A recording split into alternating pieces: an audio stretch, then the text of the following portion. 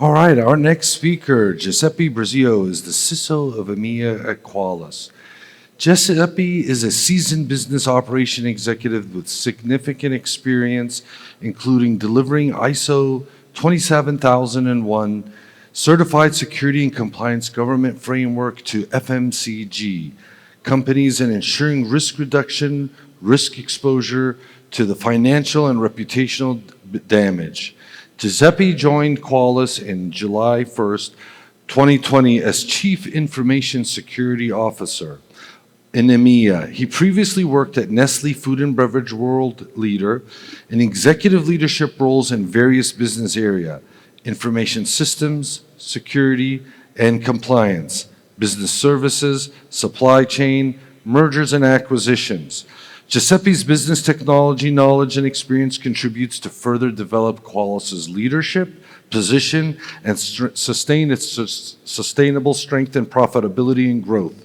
Giuseppe's main responsibilities at Qualys is to support account management development, customer relationships, elevate customer engagement, and strategic level to evangelize Qualys's vision and strategy at conferences, seminars, and forums. Today's topic will be cyber risk is a business risk. Risk mitigation is a must. Please welcome Giuseppe Brizio. Mic check. Shukran. Thank you. Afwan.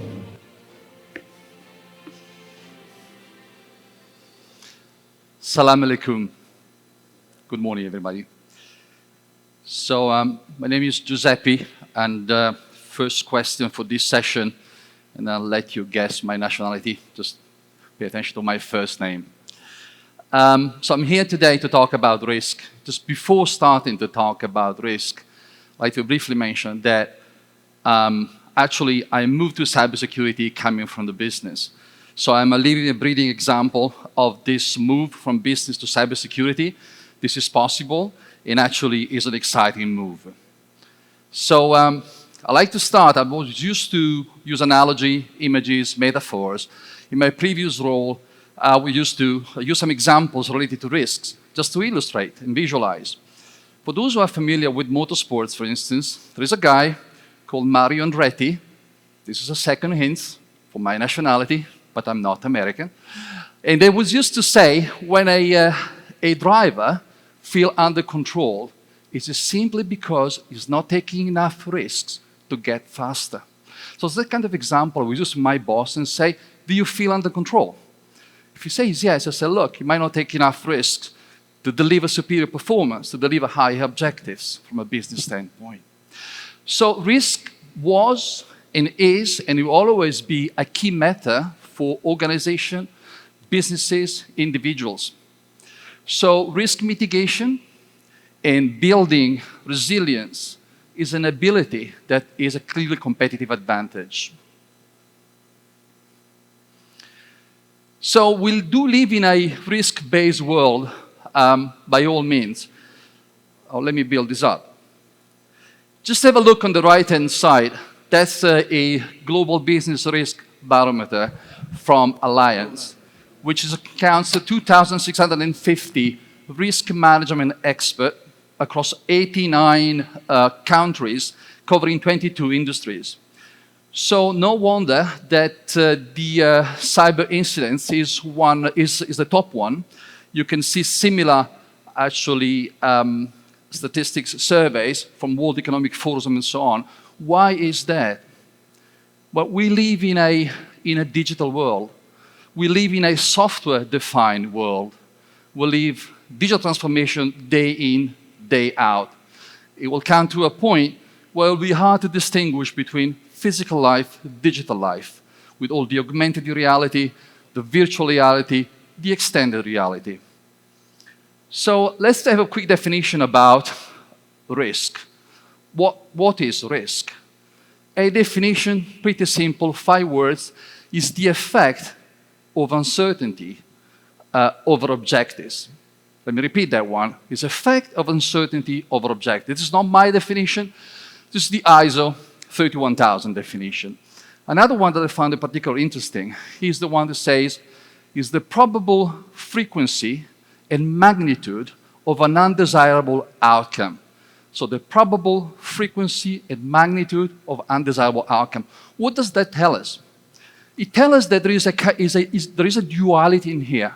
There is risk and there is a reward. There is risk and there are benefits. There are risk and there is value. There are risks and there are results. You're all familiar with the expression, oh, that was a risk worth taking. Why is that? Because compared to the rewards that you got, the results that you achieved, the value that you create is worth taking. So if you look at the list, those are just the top 10 actually. It's a long list, and as a matter of fact, is as the title says, is a risk-based world. Then of course, the willingness to take risk, you're all familiar with the risk appetite, the risk tolerance. So clearly, the limits under which you are willing to undertake those risks to achieve the benefits, to achieve the rewards, to achieve the results. A questions actually that could take 4 hours to discuss. Does zero risk exist?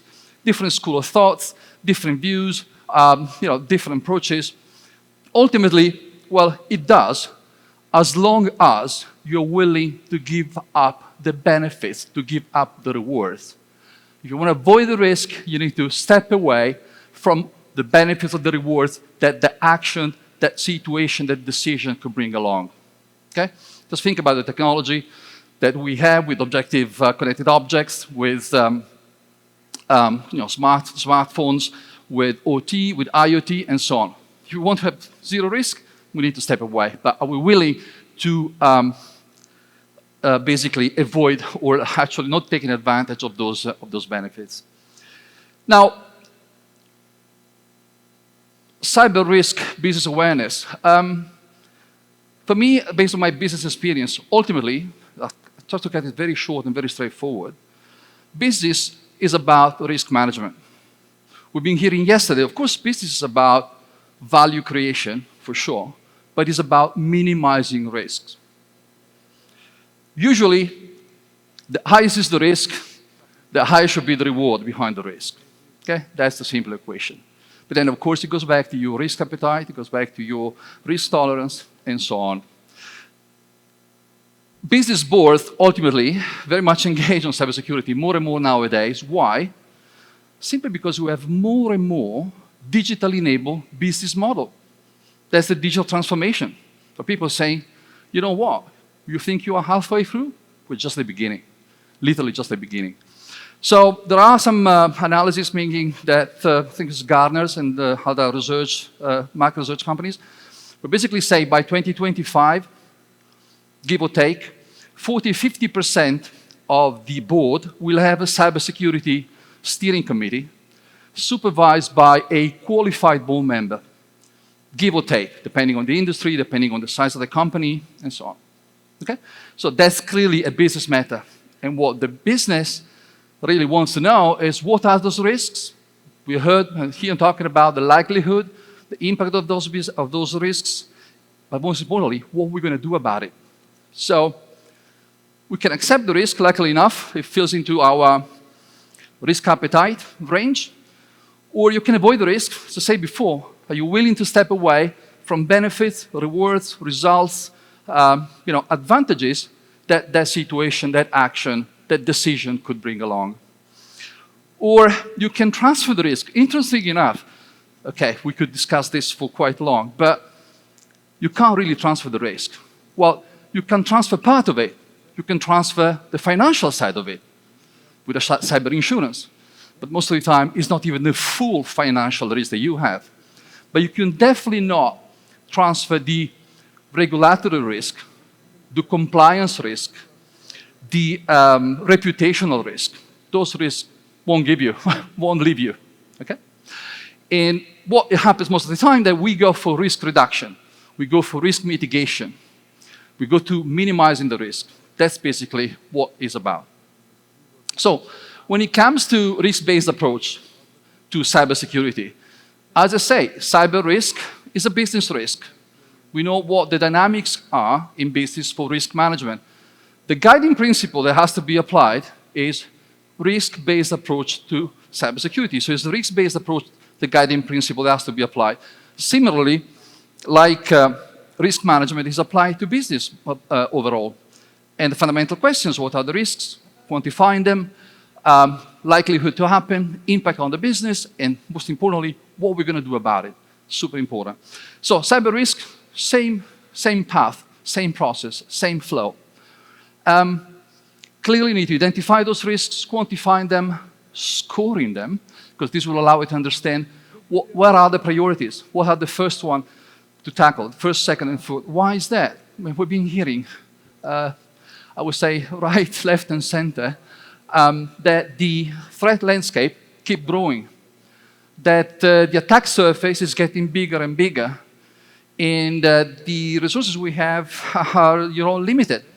So clearly, we need to prioritize. We can't tackle each and everything at the same time. So have a brief look at, build this one up, the vulnerabilities. As I said, we live in a software-defined world. Face it. I think the speakers, two or three speakers before me this morning, mentioned the numbers of apps that get developed. I would say mind-blowing, literally. And it keeps going, actually, and keeps even accelerating. So if you look at the National Vulnerability Database from NIST, you can see that the last 5 years, there has been constant growth in number of vulnerabilities on an annual basis. If my memory is right, basically 2017, we were slightly above 14,000 new vulnerabilities.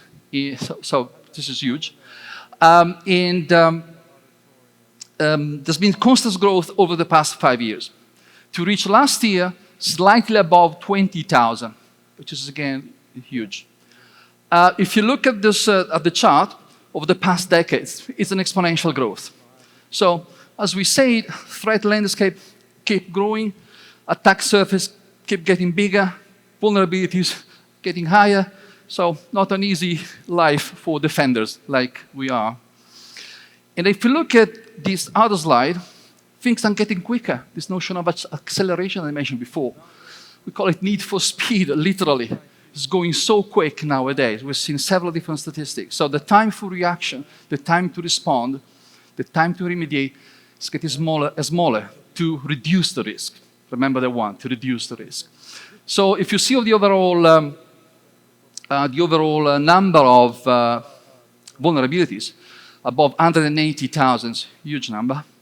But if you look at what those vulnerabilities, the ones who really have an exploit, or the ones who have a weaponized exploit, or if you look about the degree of maturity of the code for that exploit, or if there is a cyber attacker group behind it, cyber actor behind it, or if that kind of a vulnerability is very trendy on the dark web, this number goes dramatically down. Okay? So it's basically, if you look at the top ones, the riskiest one, that's what you need to address first. So it's a no-brainer, go for the big ones first. This is where there's most likelihood to be compromised, to be breached. And don't make mistakes, actually. I'm not underestimating the other ones, because if the other ones don't have an exploit, it's just a matter of time. And there is always the first one who's going to get breached with a vulnerability. So pay attention to the other ones as well, but even more importantly, pay attention to the riskiest one. So clearly, there has to be an approach that goes beyond the vulnerability in itself, but is contextualize your vulnerabilities in your environment. And clearly, this has to take into account your business context, has to take into account the business criticality of your assets. We've been talking about crown jewels. We've been talking about mission-critical components that will dramatically disrupt the business if they will be affected, if they will be breached, if they will be compromised. So make sure that you take into account in this risk scoring the business criticality of the assets, but as well some of the mitigation actions that could have taken place. You might have put in place some compensating control that will reduce the risk, that will reduce the exposure to the risk, and consequently reduce the score and the level of priority.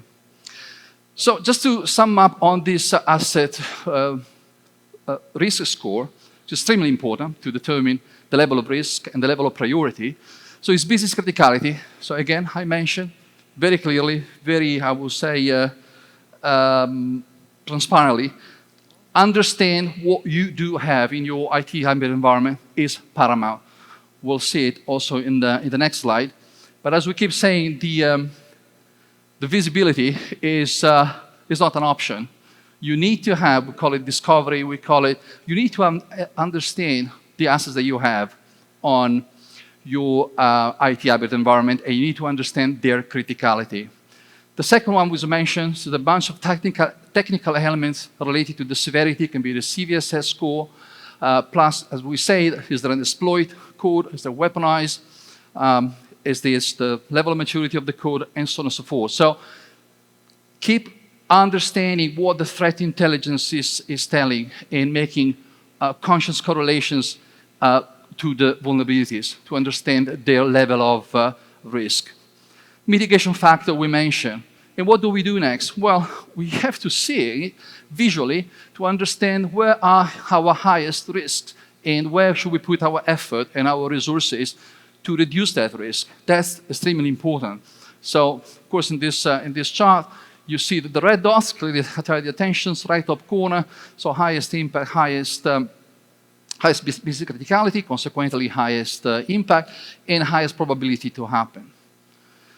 Now, if you look at the risk mitigation, I would like to look at that as an end-to-end process, a really meaning process. We heard about people, process, and technology. Of course, we have technology, but process is also extremely important, and people is very important. Not by chance is the first of the three of the acronym, of this acronym. So the assets inventory, we say visibility, keep hearing, is paramount, is foundational for any effective, successful cybersecurity program.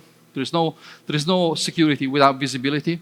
And as I said, it's not a visibility from time to time. It has to be a visibility all the time and in real time, or as close as possible to real time. That's absolutely essential. You can imagine the variety of assets that you have in the IT hybrid environment is really, really huge and keep growing. I like one of the speakers yesterday when we talked about the creativity in new technology. There are things that we don't know that are just popped up. There are even ephemeral. That's one of the ones that intrigue me the most, ephemeral assets. They appear and they disappear, and you might not have even noticed them. So, and then beside, of course, the cloud, the containers, what is on-prem, mobile devices, connected objects, you name it, OT, IoT, the list is endless. Second one, you need to constantly scan to identify vulnerabilities and misconfiguration. In simple terms, as I was used to mention to my previous experience, those are fundamentally our weaknesses. Those are weaknesses. And we need to understand the kind of weaknesses our assets have. That's what this step is about, understanding the vulnerabilities and the misconfigurations. This is a key we've been talking and describing. So it's bringing in the threats and the threat intelligence, understanding what kind of vulnerabilities, what kind of weaknesses those threats could take advantage from. What kind of weaknesses those threats and threat actors can take advantage to breach, to compromise, to really perform a cyber attack. So the fourth one, which is extremely important, which is about the response. I mean, we need to close this end-to-end cycle, this end-to-end process is absolutely essential. We need to have what is known as a remediation, which is actually, in the context of the risk management, is the risk mitigation. It's really applying patching, of course, technical aspects for the vulnerabilities, but as well taking advantage of fixing misconfiguration. That's extremely important, especially in the cloud, knowing how many cloud instances and how much cloud adoption there is nowadays. So and guess what? This end-to-end process has to be performed as fast as possible. That's the imperative. Any minute counts. I think you feel the pressure of being quick. We all feel the pressure of being faster because the attackers are very quick and they keep accelerating. I'd like to mention just a concrete example here on a study that we conducted where our research group analyzed the last 5 years the last 5 years on ransomware attack. And they could immediately, so ransomware as a threat, they could identify, beside the numbers, don't quote me on that, but 120 plus CVEs, roughly 250 misconfiguration, directly correlated to ransomware families, actually directly correlated to 36 ransomware families. So guess what? If you have one of those vulnerabilities, if you have one of those misconfiguration, there is no brainer. Go and fix it, go and remediate it as quick as you can, because that's an open door, or an open window, if you wish, to attackers and perform ransomware on your environment. So, to conclude, I guess if you got the message that, by all means, this is a risk-based world, and there is no difference about the cyber world. I heard some speakers talking about the fourth industrial revolution. We are fully in. And I like to use the term that is used here, cyber fusion.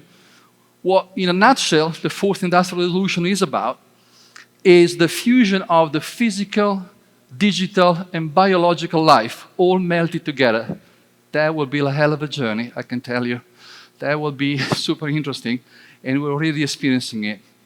So, in a risk-based world that we're living in, risk management is the guiding principle. Second one, we said it's a race. You feel it, and actually it's an unfair race. Why is it an unfair race? Guess what? When you attack, we just need one opportunity to break in, just one opportunity to breach the compromise. We, as defenders, we need to be basically right all the time. So that's not an easy one.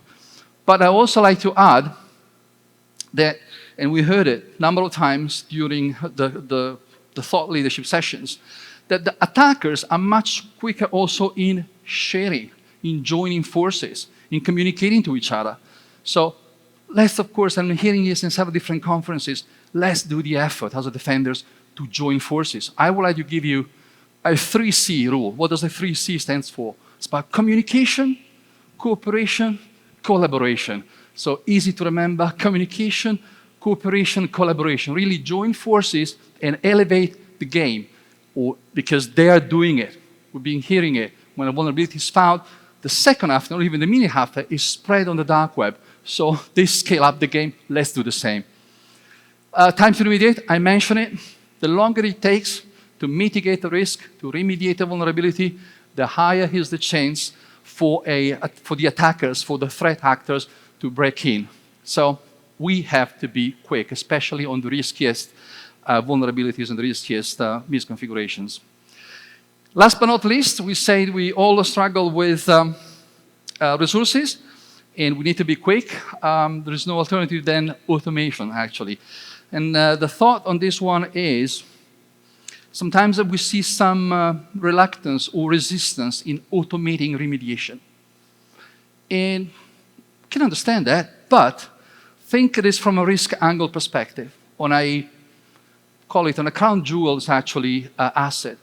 If the risk of compromise, remember the study I mentioned before, maybe he does have a CV or misconfiguration which is directly related to a ransomware family. If the risk of compromise is higher than the risk of an outage, the risk of lowering a bit the availability, you should do it. Because when that asset is brought down, if you're likely for hours, if not for days, your business will pay X many much actually times and effort to recover. And they will have much more damage than maybe sometimes of an outage. So think about a risk of a compromise versus a risk of an outage. And well, as my final comments here, if you want to see what I've described in practice, we just around the corner here in our booth, you can come and see us to see the risk mitigation in action. And with that, I conclude. So shukran. Thank you, everyone.